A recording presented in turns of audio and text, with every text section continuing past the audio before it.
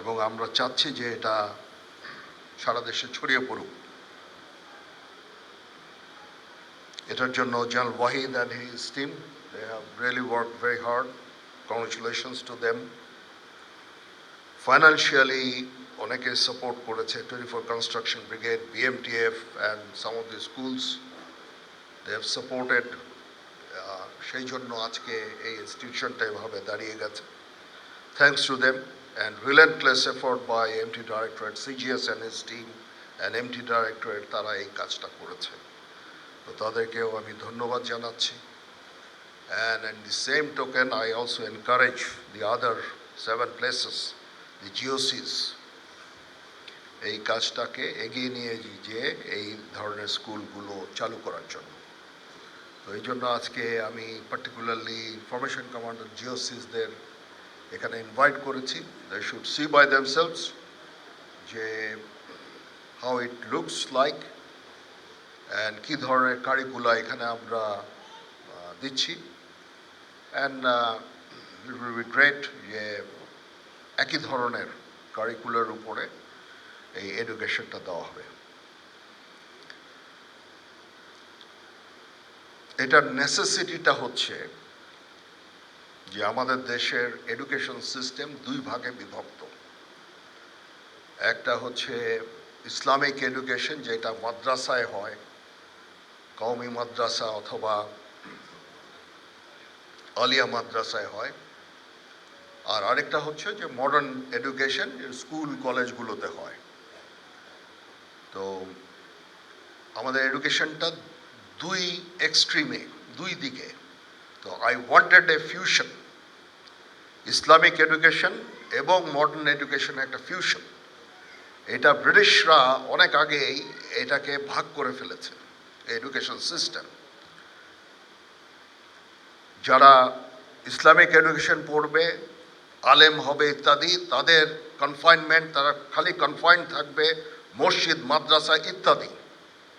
And they don't have any say on how this society should function. কিভাবে judiciary function করবে, কি হবে না হবে, they have no role to play. আর যারা এই মডার্ন এডুকেশন শিখবে, তারা এই সমাজ চালাবে, এই দেশ চালাবে। তো দেশ চালাতে যে এখন দেখা যাচ্ছে একটা শিশু জন্ম হয় নিষ্পাপ হয়ে, তারপরে বিভিন্ন প্রসেসের মাধ্যমে একটা শিশু বড় হয়। সে এডুকেশন, তার এনভায়রনমেন্ট, পড়াশোনা ইত্যাদির মাধ্যমে সে বড় হচ্ছে। এখন বড় হয়ে সে যদি অপকর্মে লিপ্ত হয়, তার মানে বুঝতে হবে যে আমরা যে এডুকেশন সিস্টেম তাকে দিয়েছি, যে এনভায়রনমেন্ট দিয়েছি, এর মধ্যে সমস্যা আছে। এক্সট্রাম্যারিটাল অ্যাফেয়ার র্যাম্পেন্ট,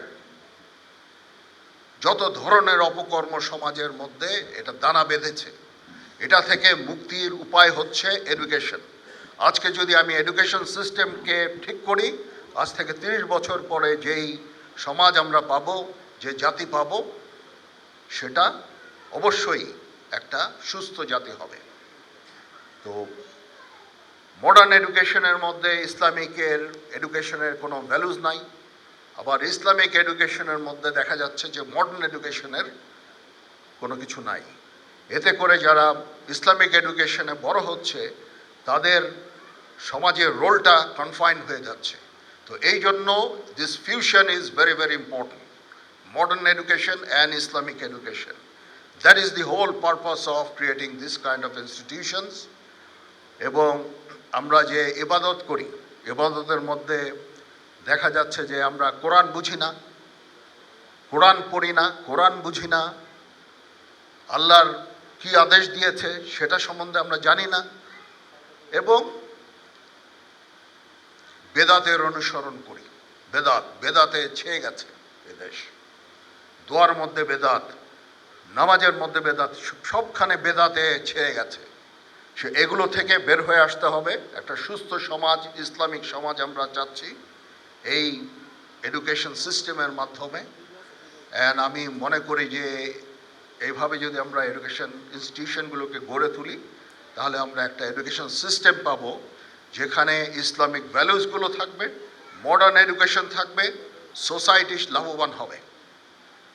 সেই উদ্দেশ্যে এই ইনস্টিটিউশনগুলো ক্রিয়েট করা এবং বাংলাদেশের বিভিন্ন জায়গায় আমরা করছি, ফরমেশনগুলোতে করছি।